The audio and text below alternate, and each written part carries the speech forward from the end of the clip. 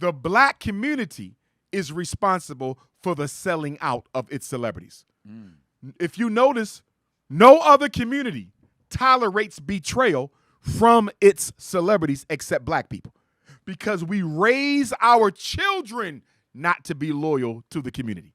We tell them to get a good education, get a good job, and get away from these ninjas. They are raised to betray and sell out. So I'm not going to focus too much on the Serena, Bunny Hopper. I'm not going to focus too much on the Tyler Woods, Bunny Hopper. I'm not going to focus too much on the Jay-Z or Sean Carter or Oprah Winfrey.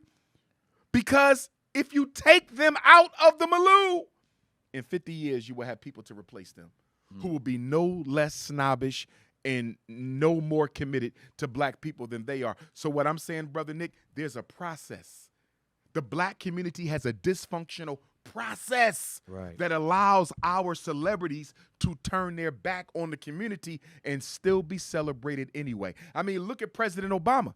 He was a politician, and we allowed him to take care of everybody else except black people, and we still celebrated him. So for me, the way to deal with the celebrity is to get back to community, and let's decide as a people what we stand for and what we expect from every member in the community, not just the celebrities. Because again, Nick, you could switch them out, put another Negro in their place, and they would be just as much of a betrayer of their culture as the ones who are in there. It ain't the personality, it's the system that gives birth to them. Get rid of the gangster rappers right now. In 30 years, you'll have some worse than them, because the system, the dysfunctional black community, creates adults who have no loyalty to it. And a big reason for that is we are so stuck on religion as American Africans that our primary loyalty is to religion before it is to our race. And we're the only ethnicity in America who's more loyal to their religion than they are to their community. Nobody else puts religion above race except Negroes, and that's why we last. Wow. That's heavy. I mean, you put the race first. Really? We got to learn to put the race first. The most divine thing that you belong to is your race, because God made you an African. You made yourself a black Greek. You made yourself an Eastern Star. You made yourself a Jack and Jill. You made yourself a Divine Nine. You made yourself a Muslim, a Christian, a Jehovah's Witness, an atheist. You chose those things, and you could give them up tomorrow. You can never stop being black, even if you tried. Blackness is the most divine group membership we have, and that's why we should stand on it first. Wow. Now, I just want to play devil's advocate for a moment. What about the individuals who say that this rhetoric and this ideology is the same as white supremacy? How? I haven't advocated the hurt or harm of a single white person. I haven't advocated the hurt or harm of a single group of color. And of course, when I say group of color, that don't include blacks. We don't ever get lumped in. We alone. Okay? I haven't advocated hurt or harm, bias or discrimination against any other human family. I'm simply putting the priorities of my people first, because the priorities of my people are always last on the list of priorities of any other community. Well, no group has ever come to America. First of all, we already know white folks have never done right by us. It's been 4 centuries, and they haven't done right by us. So now let's look at all the immigrants and the people of color. Name me the group of color. Name me the nationality, the immigrant group that has ever come to America and stood shoulder to shoulder, toe to toe with black folks in defense of our rights. I'll listen. Nobody. They have all benefited from us. None of them have reciprocated. Not one. Now, you've had individuals. Right. I'm not talking about individuals. I said community. Give me one community of color that has ever stood up and stood out in defense of black life and black rights. Nobody did. They don't come to America to struggle with you. They come to America to replace you. And that's why you got the migrant crisis right now. This is the purge.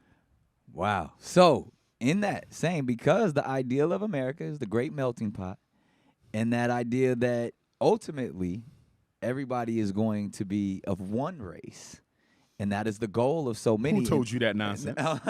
I'm walking here. Okay. So in that Because W.E.B. Du Bois said the same thing. right. He thought that one day, if we do enough bunny hopping, there'll be one new American race. It's not going to happen. It's not gonna happen. African DNA is too strong, and white folks are too protective. Because when they say what I'm just talking about the purpose of America, Mm-hmm.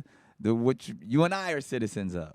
They are saying the goal is to And that's have debatable if we're really citizens, but go ahead. right. But as we step and live and being raised, the pride of being an American is that we are all one. Are we? That's what the purpose of being an American that's the is. propaganda Okay. of being an American. Well, that's what I was Because leading to. nowhere in practice are you going to find that.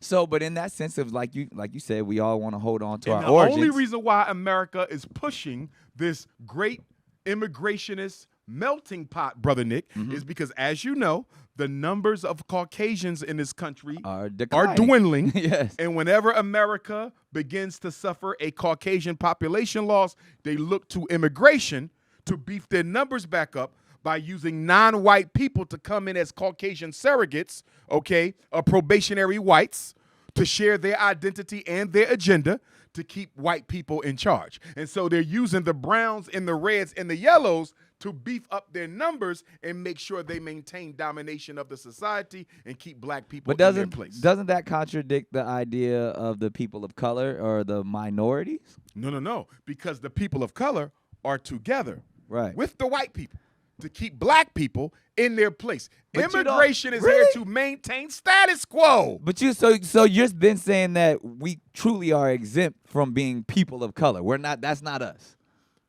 It's not us. They claim it's you, but Yeah. they only include you to ignore you. People of color is a smokescreen that allows them to take care of all other groups and deny black at the same time. It's heavy. Because how do you hold somebody accountable for black people when your definition of who you are includes everybody else too? So going back to the term, and let's simplify this. Mhm. The term that we should all identify with Mhm. is black. I'm flexible. I say American African, ultimately African. What about all of the black individuals who I don't be have a like, problem with I'm that, Not, though. I'm not African. Well, that's I'm- self-hate. That's self-hate. Here's my thing. There is no one word that can describe the almighty supreme ruler of the universe, the great invisible I am. God is incomprehensible. But Nick might call him Yahweh. I might call him Olodumare. He might call him Jehovah. He might call him Allah. He will call him Chukwu, right? Right. And guess what? I'm fine with all the names. You know why? Because there is no one name that can describe that which gave creation to this. You follow? And if God is ultimately undescribable and undefinable, God's first people, we the Africans, are also ultimately undescribable and undefinable. So if somebody wants to call us Hebrew, if somebody would say we black, if somebody would say Aboriginal, Indigenous, African, Al-Kibalan, I'm good with all of them because at the end of the day, we are too great to be reduced to a single name. It's not the name that we should be struggling over, but the vision for our people who we are naming. Wow. Where do we want to be in the next 100 years? Let's struggle about that, not over what to call ourselves. You'll never get the one name. Even in ancient Africa, there was never just one name because Africa is a continent of kingdoms. So whatever kingdom you belong to, they had a name for those people. You follow me? So you go back to ancient Africa, you'll find 10, 20, 30, 40, 50 different names for the same land because there was never a continental unity until we needed it. It's powerful. That's deep. So in that sense, I definitely want to tap into the black parent advocate. Okay. Can you break down that construct of why you chose this to be your next book and how this is helping leading the charge into saving the black community? I chose Black Parent Advocate to be my second book because in being a certified school psychologist for as long as I've been doing this, I saw that black parents were ignorant of school law. They were ignorant of special ed law. They were ignorant of federal civil rights law as it relates to the schools, and they needed a manual that could guide them from point A to point C in protecting and advocating for their children. So if somebody calls up Brother Nick Cannon and say, your son better get some medication or he can't come back to this school, Well, guess what? The law says you cannot refuse a child school admission because the parent refuses to medicate. But our parents don't know that. If the school says he's going to get evaluated for ADHD or he's not welcome back, our parents don't know they can't force you to evaluate your children. That's your choice. You see, or if the child is in special ed and the parent is saying, Dr. Umar, my baby been in special ed for 10 years and he still can't read, I don't know what to do. Calm down. 3 things you need to know. Number 1, if we can prove that the special ed program failed your child, we can make them pay for your child to go to a private school at district expense. Number 2, if we can prove that they failed your child, they now owe your family compensatory education, reparations for miseducation.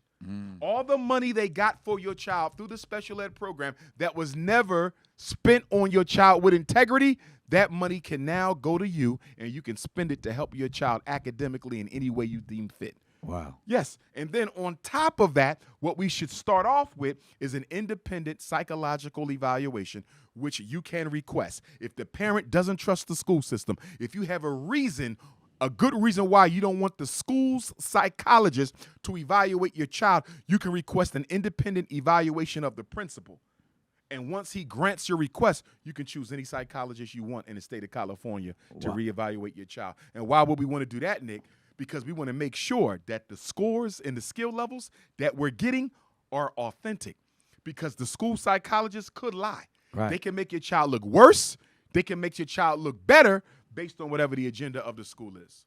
Wow. You have to be careful. A school team, an IEP team, an academic behavior intervention team, Brother Nick, is just like going to court. When you show up as a criminal in court, you have the judge, you have the defense attorney, you have the prosecutor, right? Right. Well, guess what? Before you got to court, the judge, the defense attorney, and the prosecutor, they didn't already met, huddled, and decided what they're going to do with you. Wow. You showing up in the courtroom was just smoke and mirrors. Right. That was theater. Yeah. We already know how much time he's going to get. Same thing with special ed. Before the parent signs permission to evaluate, the school psychologist, the classroom teacher, the principal, and already huddled and decided what they're going to do with your kid. That evaluation, smoke and mirrors.